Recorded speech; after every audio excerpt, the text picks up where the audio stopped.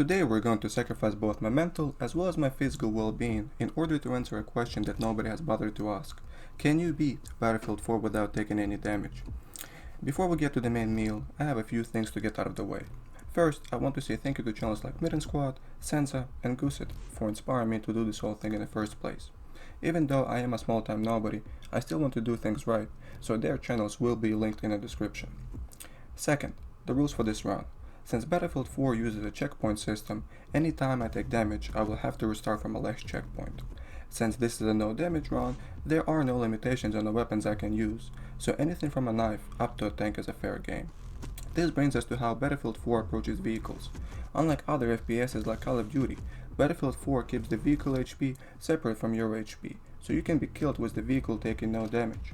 This means that I will only restart from a checkpoint when my character HP drops below 100. This is a bit of a cop-out, but I'm not that big of a masochist. Not yet at least. With the rules out of the way, there is just one last thing I have to mention before the real game can begin. Grenades, or more specifically, the explosive damage in this game. Now, a normal person would assume that if you're behind a cover or on the other side of a building, a grenade will have this area of effect. But EA, in all its infinite wisdom, decided that explosive damage should have this area of effect. So unless you're far enough, it doesn't matter what you have between you and that flash. With all of that out of the way, let's begin. Now, naturally, we're going to follow the sacred words of a wise man. The difficulty of a challenge does not come from the in-game difficulty, so we're going to be playing on easy. Once the game finally begins, we find ourselves in a body of water, all thanks to my excellent driving. Because we're slowly sinking, the boss man gives me his gun and in order to shoot out the window. Unfortunately for him, he was wrong about the kind of man I am, in the sense that I'm far more interested in seeing whether or not there is a secret Easter egg ending like in Far Cry 4, rather than saving my squad. Unfortunately, the window breaks on its own and we swim up to surface before being thrown back in time. As we make our way through what I can only assume is an abandoned school, take a second to admire how beautiful this game looks, especially when you consider the fact that it came out in 2013. It's not Crysis 3, but still. After we almost got shot in the head by our teammate, my first couple of shots told me exactly how this playthrough was going to go. I managed to waste 4 bullets before killing a single enemy. After that little embarrassment, I managed to take damage for the first time in the next area, and now I think it's as good a time as any to add a death counter, or more specifically, fail counter. I say this is as good a time as any, simply because after I restarted the checkpoint, the enemies have failed to show up, causing a soft lock. I snuck through the empty hallways but my teammates didn't follow, so I had to restart from a checkpoint once again. Third time was the charm.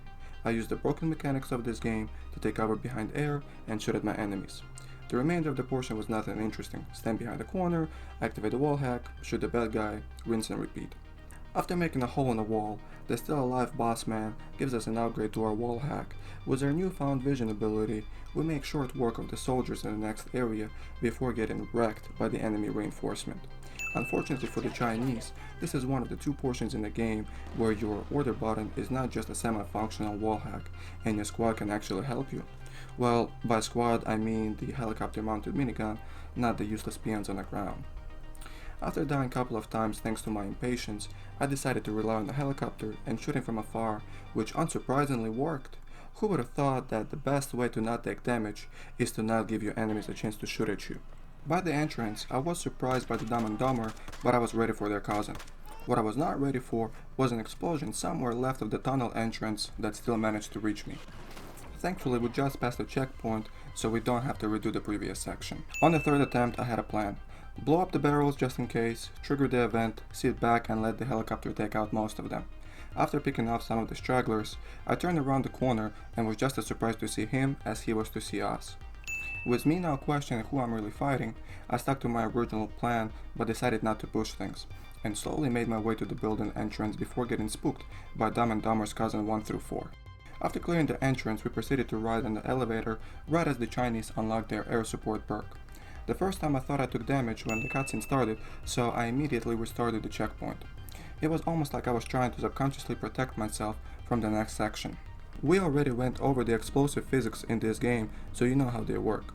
Now imagine a missile turret that has no cooldown and will fire a set number of missiles every time you cross the trigger line. We kept down to the helicopter over and over again until it finally clicked. This game has a stealth system, so if the helicopter doesn't know I exist, maybe the trigger line won't be turned on. With my hopes and dreams having a new spark, I decided to restart the whole mission to test my theory, even though the heli didn't know my location at the start of each checkpoint. It was fairly easy to make my way through the level again, and with +1 to fail counter, we were back at the elevator for the moment of truth. And it worked. Kind of. I still took damage at the staircase, but the helicopter didn't shoot at me. It was a scripted shot at my squad mates. On the second attempt, I was instantly discovered by the murder bird and promptly killed. But once again, third time is the charm. After hiding behind a couple of pillars, I let my squad go ahead, and for the first time, I ran up those stairs without taking any damage. The joy I felt, it was almost as good as clutching a 1v4 with the bomb planted. On our roof, we almost got turned into petty meat when we lost our air support perk, and then it happened. A man with no fear of death, the legendary dumbass. This man is standing in a collapsing building, surrounded by fire, and he still shoots us. At this point, my spirit was crushed, and I decided to do some research, to see if anyone else was stupid enough to try this. To my surprise, I was able to find 2 people who tried this before I did. Both of them took damage in this spot, so it kinda made me feel better. And like someone once said, if a game forces you to fail a challenge, it doesn't mean you failed the challenge. After stealing a car and playing a doctor, my intelligence shines once again. Not only did we somehow get hit by the fire, but I also forgot that we're supposed to go through the gate. It took me a couple of tries to figure out where we're supposed to go and how to get there without taking damage, but once we're out, all we have to do is show some excellent driving to make sure the dying bossman is right about us. After a few fails and an unsuccessful attempt at changing the route, we were finally able to get a perfect shot on the heli, and with that, the first mission of the game is finished. I have greatly underestimated the amount of time and energy this would take. With the first mission out of the way, we were told to go to Shanghai to pull out a VIP, and with the possibility of a war on the horizon, we were given an order to engage only if absolutely needed, which naturally we followed to the T. After a short ride, we entered a building through an unguarded side door before accidentally invading China. Twice. I don't remember why I restarted from a checkpoint, but I did, so that's another thing. On the second attempt, I tried really hard not to shoot him, but it felt like the door wouldn't close until he was dead, so he had to go. On the right floor, we exchanged our cocktail guns, and as expected, the first stupid attempt where we just run in guns blazing was one of the more successful ones. Overall, the first section of this area isn't too bad, and all it took was some caution, patience, and making sure you don't get flanked. Now, before we can proceed to the next area, we need to pick a lock on a glass door. Allow me to say that again. Pick a lock on a glass door. There is a lot of things that I can understand, EA. Soft locks and glitches in a 7-year-old game? 8 no. But why would you make this a glass door? Not even a bulletproof glass. Look! I made a goddamn hole in it right there! But enough about that. The only way for us to proceed forward is to kill enemy reinforcement. At first the plan was simple. Plant some claymores, hide behind the wall, and wait it out. But after dying to a flash once or twice, it became apparent that this plan would not work. I tried to use the staircase behind the bar, hoping it would protect me from the flashes, only to get assaulted from the back. At first I thought they came in through the door, so we planted some claymores and waited only to watch them pop into existence. We killed them without losing our composure, only to get flashed once again. While I was thinking of a way to get past this section, I decided to embrace the emptiness of the void and float over the nothingness. I couldn't really think of anything good, and it quickly became boring, so I started tossing nades. And that's when it hit me. The ultimate Battlefield 4 strategy. The unlimited grenades. Needless to say, for the next 3 minutes, all I was doing was using my wall hack and raining down hell. It felt good. Almost like a payback for all those flashes I had to suffer. After meeting game prerequisites of dead people in our hand, Pack finally opens the door, and it really feels like they just forgot to change the texture to a heavy steel door. We make our way around the corner just in time to see some people go boom instead of us, and now we have to steal a helicopter to make our escape. Thanks to the UG, I only had to restart this section once, and after we secured the heli, our VIP takes a gut shot and Kovic leaves us in a building full of people who want nothing more than to kill us. How lovely. After we exterminated a small army in the building and skipped some of the enemies outside, we are face to face with a tank. This section is honestly easy. All you have to do is make it past the first kill zone before tank gets into the position. Once you do that, you can bait it out of your way fairly easy, and as long as you don't get hit by the peons on the ground, you should be okay. With the big scary tank behind us, we sprint like a madman, only to find ourselves face to face with another tank. Fortunately for us, it didn't know we even existed, so it was fairly easy to make it go boom. With the first tank gone, its big brother, another tank, decided that it should go boom as well, and with that, the second mission of the game is cleared. At the beginning of a third mission wasn't really the beginning of it. Meet with the squad, fail going up the stairs, look at the boat, get on the boat, board the boat, and witness Kovac's true skill at leaving people behind. Once we find a hard drive or something, the real mission can begin, and I'm sure some of you can already guess how many attempts it took me to clear this hallway. For those who can't, I'll give you 3 attempts.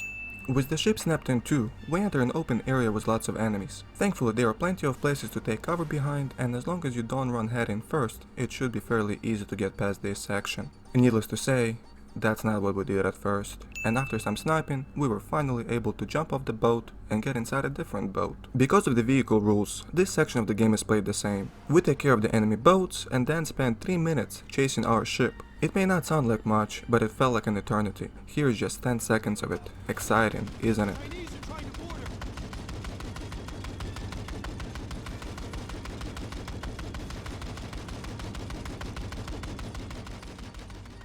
Back at the ship we cleared the entry section on the first try, only to take damage from a barrel. It happened again, but after clearing this section 3 times, I was ready. After we got body blocked, we enter into another tunnel area filled with enemies. It wasn't anything special, and after some practice you too can learn the art of shooting people in the ankles. On the top deck, Kovac proved to us that he was an enemy by blocking my bullets with his head. Unfortunately, we weren't able to kill him using conventional means, so we will have to resort to the plot. For some reason the first time around, we took damage during the cutscene, but after a quick reset, we get to watch the man who left us behind fall to his death. EA was trying really hard to make this into an emotional moment, but this is the face who left us behind, so we have no empathy for him. And with us back in charge, we finished the 3rd mission with one of the ugliest breaches. The start of the 4th mission tries to create some manufactured tension between Hannah and Irish, all for a twist, with an unexpected twist at the end of the twist. With the foreshadowing out of the way, we get to simulate D-Day on a smaller scale. The worst part wasn't the exploding boat next to you, or the constant fire as you try to get out of the boat. No. It was the unskippable 2-minute long cutscene that I had to watch before each attempt. It was a total game changer once we finally got the checkpoint by hiding behind some buoys. It was no longer 5 minutes of nothing but waiting for 30 seconds of gameplay. Not only do we get to skip a 10-minute long cutscene, but we also get a tank for support, and after we prove that our armor is better, it's time for the highway. This section of the game is the second place where your order button is not just a glorified wallhack, but despite it being a narrow pathway with lots of places to take cover behind, we still failed it more times than I would like to admit. Once you memorize which enemies rush you and where the flashes will come from, it's not too difficult to get to the next checkpoint, and that's where you take over the tank. If I was a real gamer, I would have gotten out of the tank and did the rest of the mission with my hands, but watching both of our support tanks die within seconds, I got a PTSD flashback of this map in multiplayer, so you can bet your sweet money that I was not getting out of the tank for any longer than absolutely needed. Like Iris said, it's a bad idea. After pretending to play Demolition Derby, we switched to a small boy tank and annihilated everything alive that could harm us, before lowering the roadblock and getting back into the big boy. Once we make our way past the next section, we have to leave our tank. Unfortunately, the second we do, we get a face full of flesh, but that's nothing that a UG or a big boy can't solve. It wasn't too difficult to get over the bridge, but we did fail it once. A Chinese soldier with a martyrdom perk dropped his load, and Hannah blocked us from reaching the safety of the corner. With the man responsible for our fail already dead, I decided to commit kamikaze, but with the lack of a plane, I settled for a suicide by a grenade. I did try to take Hannah with us, but unfortunately we can't, so we will have to resort to the plot once again. On the second attempt, we cleared the area, got pinned by a car, and watched as the ship crashes into the bridge. But thanks to the magic of the cutscene, we didn't take any damage, and we're right next to the sewer system that leads directly to the hangar, where we proceed to get our asses handed to us for roughly next 15 minutes. The main problem I had with the first hangar was the entry point for the new enemies. Typically in this game, you would make your way through a somewhat tunnel-like area and kill enemies in front of you, but it's not that simple here. Instead, you have to make your way to the end of the first floor, up the stairs, and back to the exit which is above the entrance. Needless to say, that's where the new enemies come from, so as you're making your way forward, you get shot in the back from the floor above. On my 8th attempt, I somehow managed to take damage without taking damage. I had the red circle and everything, but my HP didn't go down. It was also around that time that I came up with a brilliant tactic. If I take damage when I'm surrounded, I simply can't get surrounded. I thought of 2 possible solutions to that problem. First was to practice this area until I had memorized all of the timings and locations for each individual enemy. But I already hate this game, so plan B it is. What's plan B? Well, it's the good old UG, but with an upgrade. With the little hangar deprived of all life, we proceed to the big hangar, where we make a bunch of stuff go boom. As a reward, the EA gods bestow upon us the best weapon in this game, M82A3. Unironically, our next fail is thanks to a sniper, and after a few more attempts, Back turns this into a semi-successful suicide mission, before the unexpected twist. Hannah runs in with a squad of goons to capture us, which brings us to the 5th and my personal favorite mission of the game, Kunlun Mountains, or as I like to call it, Operation Locker. I'm not sure if it's the Russian comrade or the aesthetic of the location, but something about this mission just makes it feel right, and after we got a lecture from Dima about chains, we began our escape. When we jumped on the pipes, I was hit with a sudden flashback to my childhood and Dima got his hands on a weapon. It would be quite a minute before we got our hands on one, but not because the game prevents you. As a matter of fact, you can pick up the weapon from the first person you kill. I just didn't know that. +1 to noob counter. Is that a thing? Let's make that a thing. There we go. It was on the 4th attempt that I discovered the art of picking up guns. With me slowly losing my sanity, I had an appropriate reaction. Armed with a shotgun and knowledge, I was prepared to redo this segment as many times as I needed, only to reach the checkpoint with almost no issues. After we left one man to spread the word about us, we save Irish and make our way to the elevator, only for Dima to jinx us. Here's what I mean by that. We are about 3/4 of the way through the game, but we only went through less than half of recorded footage. So you guessed it, this is where the real challenge begins. When we exit the elevator, we have another noob moment. We walk right past the weapons cache without even realizing it. Spoiler, we do this for quite a while, and these are not the weapons we exit the area with. Third time is the charm, is what I would like to say, but no, not even close. Despite me clearing out all of the Chinese with exception of one man, this man had a different plan. He had a shotgun and no fear of death. It took me 20 attempts, and I don't mean to get to the next checkpoint. It took me 20 fails to notice the weapon cache. After we realized how big of an idiot I am, we make a sacrifice to EA, and on the 21st attempt, we snipe our way to the security room, where we pick up some claymores and set a welcoming gift. Unfortunately, I allowed one of them to enter the grenade tossing range and took a flash to the face.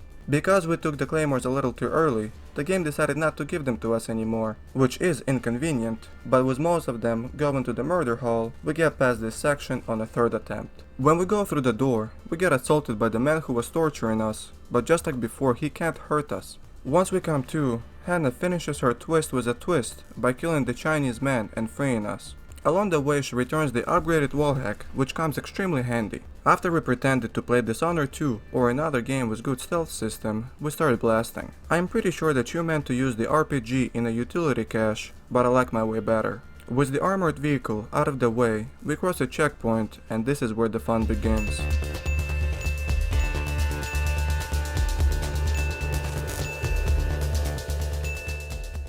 It took us 14 fails to get to the helicopter, which roughly marks the half point. Finally, on the 18th attempt, the UG evolved once again. The new strat was to sit back, snipe who I can, and use the grenade launcher like a mortar. Not exactly, but close enough. When we got near the exit, the game somehow glitched and the soldiers didn't know we existed. I checked around to see if anyone else was there before blasting, and of course after I engage, they come out of the woodwork. On the 23rd attempt, we managed to clear the entire way and walk up the stairs as a free man, but the doors to our freedom didn't open. I'm assuming that some soldiers either didn't show up or got stuck somewhere off the map, so we got another soft lock. After we cleared the area for the second time, the doors to our freedom opened and we entered the death trap right as the Chinese unlocked their air support perk. With most of us having cinematic protection, all of the bullets went around us and fall damage is simply not a thing. The 6th mission begins with us getting abducted, and then we have to go through a large number of enemy foot soldiers, as well as an armored vehicle. But fortunately you can get a vehicle of your own, and with me being as broken as I am after the Kunlun Mountains, I opted out for the easy way. All we have to do is make it to the other side of the map without taking damage from bullets, grenades, flashes, and a sentry bot on steroids. I used my first couple of tries to learn the area a little, had the most unstealthy stealth skill, and fell off the building, +1 to noob counter. After that, I'm not entirely sure if I took damage from killing the sentry bot, or if the soldier managed to shoot me through the wall. The damage did come from the direction of the window, but it was right when the bot went boom. Regardless of what it was, +1 to noob counter. With the rage quit out of the way, we come back only to find the solution to all of our problems. A safe way to get to my tank. Unfortunately, it doesn't protect against AoE, so we will have to fix it. With an easy solution for the sentry bot, we cleared the area just enough for us to be able to make it to the tank, and now we are a god compared to these mortals. Unfortunately, after wiping out most of the opposition, we got stuck. It did take some effort, but I was determined to keep my tank, so just like with kidney stones, with a little sweat and pain, we pushed through. After we almost got sneak attacked, we enter a tunnel that takes us to the hardest part of the mission.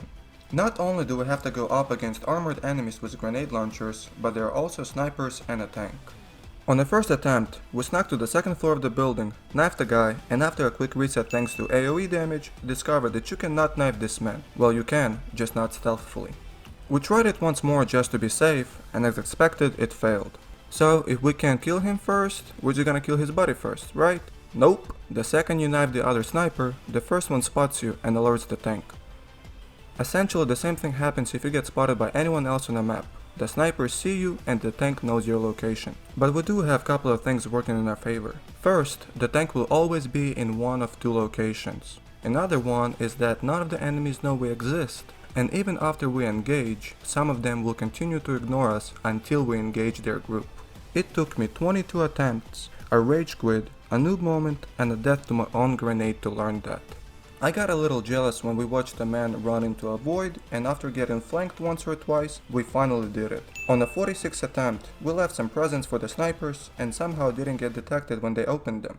We blew up the tank, and after not getting flanked for some reason, we finally managed to clear this section. We have a brief conversation with the boss lady, get a crazy idea, and after eating nap for breakfast, we begin what is arguably the easiest section in the game. After we secure the high ground, we are in a perfect position for some sniping. As I was rewarding myself with some more sniping, we saw a man run down the dam to alert his buddies, but that didn't distract me from the important things in life: sniping. After getting a no-scope on a bird, we do some more sniping, and when we exit the elevator, you guessed it, it's time for more sniping. With a healthy daily dose of sniping out of the way, we do the impossible and kill a man with the high ground before blowing the dam and taking no damage thanks to the cutscene. After which we have a brief conversation with the boss lady, and the 6th mission of the game ends with us pretending to be Batman. The last mission of the game is by far the least enjoyable one of them all, and not for the reasons that you may think. With the unlimited grenade evolving for the last time and a sniper in my hands, it was fairly easy to carve our way through the top deck, first time around. With the squad reunited, we failed the bridge couple of times, but after realizing that we only ever load 3 grenades into the grenade launcher, we finally get it right. When we enter the med bay, they start arguing whether we should fight or talk, and we, as the only reasonable person, take cover away from the door. Unfortunately, once they decided we should talk, they wanted us to open the door. As we pressed E on the door, a cutscene started, and we take damage. This was scripted damage, and there is nothing you can do to avoid it. So even if you manage to somehow get around the damage in the first mission, you still cannot beat Battlefield 4 without taking any damage. But I no longer care about that. With my spirit killed, I decided to take a break after taking damage in the boat for the first time, unaware of what was to come. Without a fail, every time you restart this checkpoint, you will be in a soft lock, unable to move or do anything else. Still determined to finish the game, I restarted the mission, only to face a soft lock after a soft lock. I'm not sure why, but after we made a sacrifice to EA, we cleared the first deck, and somehow managed to kill the Marine on the second. We left his ghost to guard the civilians, and to make amends for killing him, we give him our gun. And after we get in a boat and take some damage, my muscle memory kicks in, so we have to do it all over again. You already know how this song and dance goes by now. Rain some fire, snipe, face a soft lock, sacrifice yourself, kill the Marine, and jump off the boat? Excited by this development, I wanted to see if you can swim to the other ship and get aboard of it or something, but there is no ship. Disappointed, I decided to run over to those buildings, only to find out they are not buildings at all, just lights, and even then they're fake. Everything is fake. The ship is fake, the lights is fake, the mountain is fake, and those buildings are a lie. Disappointed, we take damage immediately after boarding the boat, and after giving Hannah C4, we finally get to kill her, and with that, we did not beat Battlefield 4 without taking any damage. If you liked the video or enjoyed my suffering, leave a comment with an idea for a future video, and as always, thanks for watching and take it easy.